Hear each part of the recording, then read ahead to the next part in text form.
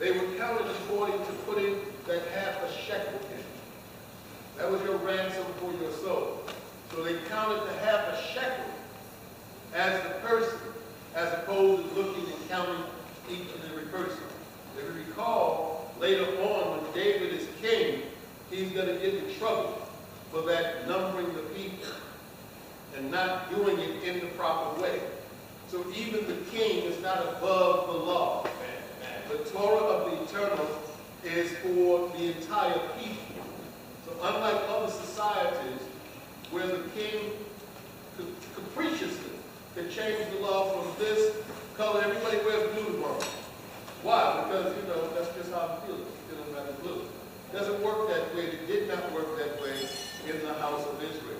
The Torah was also the guide, or supposed to be the guide, for the king as well. They know that we're here. We've been here. But you know what the community has said to me on more than one occasion? When the other congregation was here, they would never even answer the door. That says something. You cannot go through life and go through the world and be in society, in communities that you say are supposed to be open and welcoming. We don't have the ability to welcome others of other faiths. I say that because last Friday morning, at the vestibule of Beth Shalom congregation, the governor of the state of South Carolina is a Sikh, a young woman. Her father is the head of the Sikh community. A lot of people can confuse Sikhs and Muslims, but the Sikhs wear that little band and rapper like you brothers, Zaken, you know, they should be a little bit higher. So he's the head of the Sikh community in South Carolina. Then the head of the Hindu community there was there.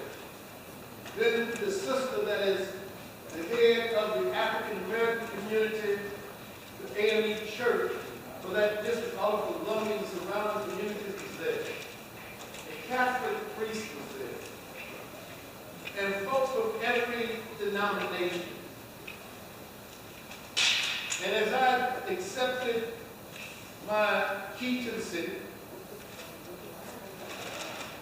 of Columbia, South Carolina,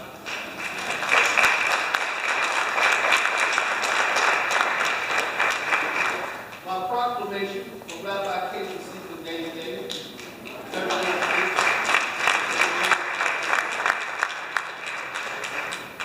more newspaper added and stuff and covered than you can shake a stick at. But the greater blessing was the whole news conference was aired on television. And Deborah Bowen's sisters that lives in Manning, South Carolina, 6 to 8 of them came up to Columbia from Manning. Some of the brothers that we visited Mary now last year from Charlotte, North Carolina, came down from Charlotte to Columbia. Then brothers and sisters from New York came down, flew down with me. Rabbi Yeshurun from Beth Shalom in New York vacations in Florida every winter. So he drove up from Florida to be with me. But then even greater, I had cousins that came from Georgetown, cousins that lived in Columbia.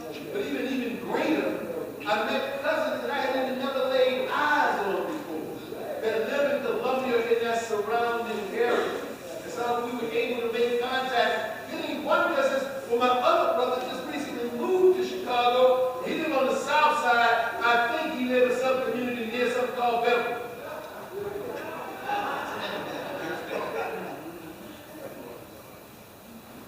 The world is a small place. And my opening words after that get deep in my soul, well, how good and pleasant it is for brothers and sisters to dwell together in unity. The next thing I said is that what we have is this enormous mountain. There's a Jewish path, a Muslim path, Protestant path, a Christian path.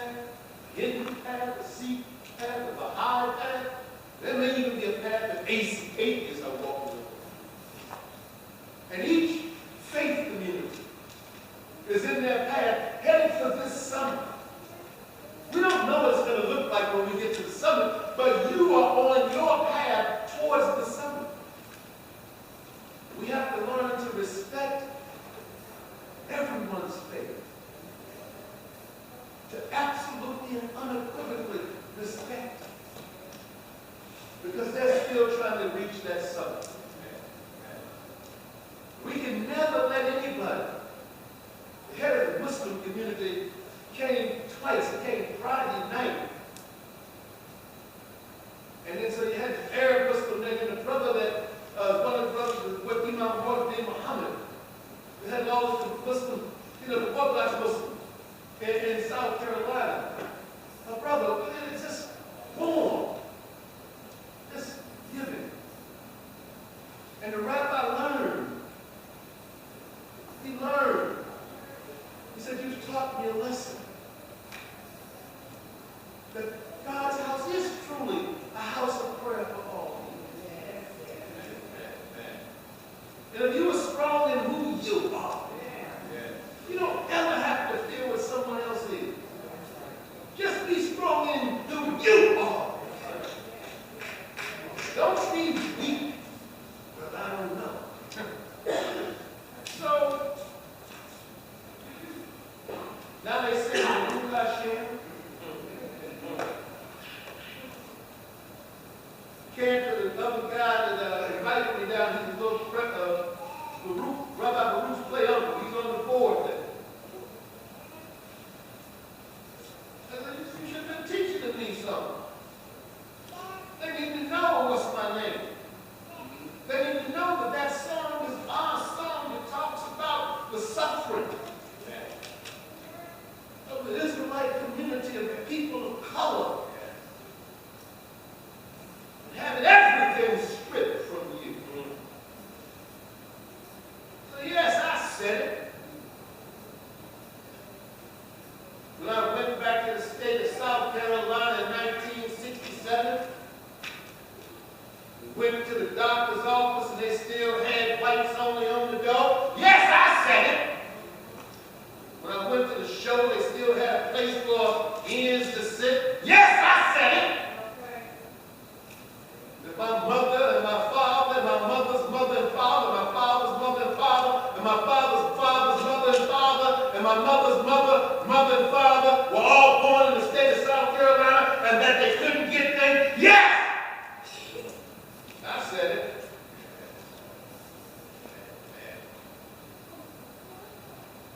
I don't have but one message.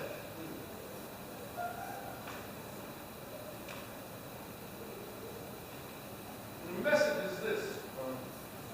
As a people, as Jews, we've got to get through this malaise of what belongs to you. Somebody got to come through you. Yes, I said it. That the conditions of the Ethiopian Jewish community in Israel, it is not totally equal. It's not. I said it. What's the good in speaking if you're not going to speak what you feel and speak the truth to people? And I know when people lying to me. You may never blow smoke up your butt. I don't. I just leave them alone. Because I don't want to get up, I'm not going to argue with nobody who's lying and know you're not going to change. I'm not going to waste my time in trying to even deal with individuals like that. So we have a portion today. There's 2 minutes on this portion. Because immediately after the giving of the 10 commandments, the next chapter opens up and talks about all things how a servant and the word servant is the same thing that is translated. There's no word for help. Is it the same word? For what? Slave and servant. Same exact word. Same exact word. The 21st chapter, immediately after the giving of the commandment, talks about how you treat those who have less in the society.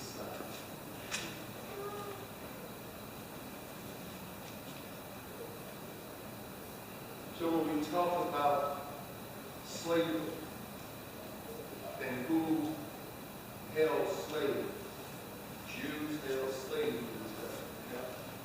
And Jews knew this Torah. They knew the Torah. But they acted in the same vein as the broader society around them because they had a desire to be white, more so than to be Jewish. And the name of the book is called The Price of Whiteness. That's the name of the book, Price of Whiteness. It was started by a gentleman by the name Isaac Meyer Weiss. He pushed him to be head of the Reform movement.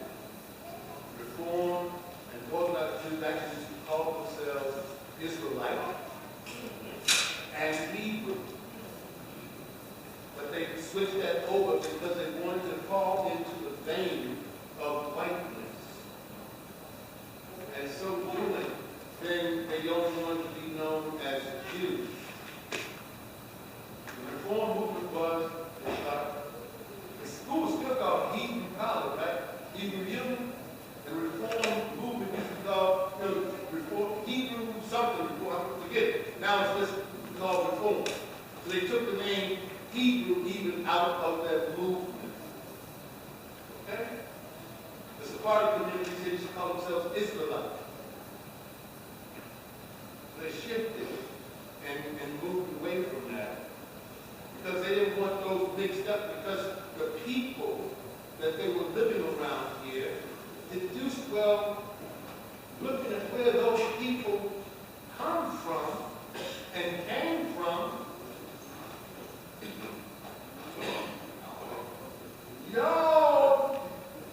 so y'all are really no closer to those. No, we're not. We're Jews. We're Jews. And so declaring themselves to be Jews, moving away from it. My point is they knew this Bible. Christian theologians, the Catholic Church, the Anglican Church, all of those theologians knew this Bible. They know what the Bible says about treating other human beings. Were they terrorists? They terrorized an entire people, stigmatizing them. Even now, when they march on Washington in the 1960s, I'll never forget one thing that really struck me. That is how dressed up everybody was. To do that, you had to be dressed up. And they were dressed up as a sign, as of trying to ascertain and gain respectability. Servitude. It opens up with servitude. It continues by talking about restitution. Restitution means that when you have taken something from someone that you owe them, not just ensemble, but restitution, you have to pay. Oh, you know what? So when black people in this country talk about reparations, it's really restitution. That's the biblical name of it. So we have to really start moving in a very different way. So I told you Monday I was with about 60 kids from Chicagoland Jewish High School. Tuesday I was with the International Fellowship of Christians and Jews, meeting with some Christian pastors from all over the country, very interesting brothers, interesting teachers. So I'm going to need somebody to go out to LA with me. So Bishop Allman, you got one of them coliseums out there, like going down in Texas, Holstein. All right? But he don't fill it up with that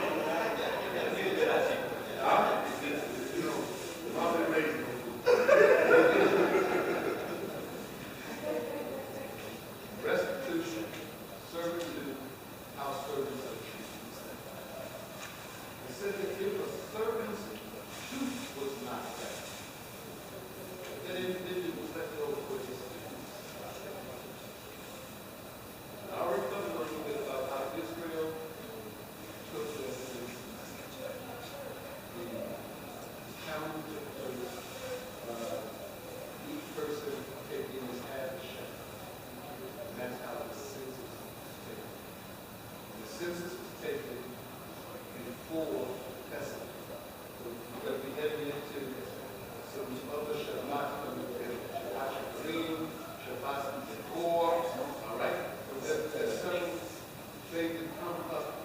Then we're going to read about purification, because the Israelites had to purify themselves about 30 days before Pesach. Okay? So these Shabbats that we're going to be reading as we're coming up to these, approaching these particular days, leading us up to Pesach. But indeed, I just want to tell you that I was so very, very happy to have all of the folks from North Carolina, South Carolina, Florida, that came to support my business in Columbia, South Carolina, to the wonderful rabbi there. He and his wife have been visiting us from the summit. Right now. But he is going to start to sing Shalom, Shalom. So he's getting his wife to be in New York and visiting with us on the Shura at Shalom at 7:30 Willoughby Avenue in New York. And then here, Rabbi Shura just continue an idea of building dialogue and working with all humanity. That's the key. All humanity. Never laugh when somebody is denigrating somebody. It's not fun. It's not fun. Somebody puts their feet in another human being. It's so interesting as young people do that to each other in life. And then you have to go. That is an act of dehumanizing.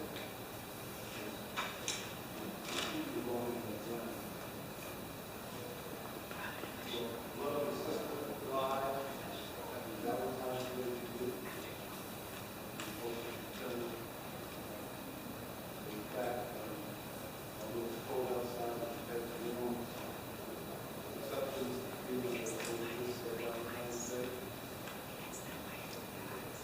And next week we have some travels to do. We're going to be in Virginia with brothers and sisters from the Beth, that I gave the travels to. We'll be there next week. So down in the field, we're going to be Parshah and Shalom. Back the following week, we have Bruce Elder and his confirmation class from 9 o'clock, 15 to 20 people with us on the 8th. I invited a few folks that I met in the fellowship of Christians and Jews to come out and visit with us on that church. This is Elder Appreciation Day. All of our elders, you know that no community is any greater than those who stand in the gap. And that's just those. I told you last year that the word elder is those 3 letters, Zaken. This one has applied is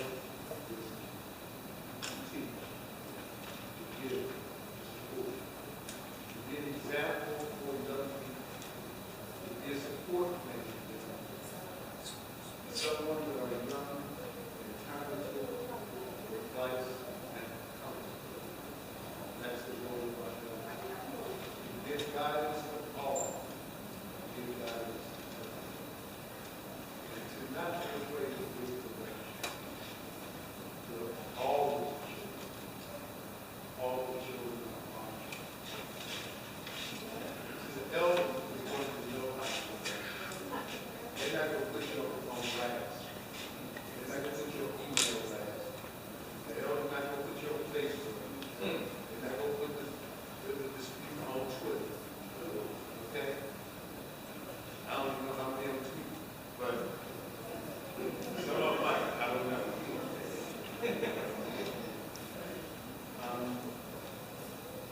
They're not going to do that.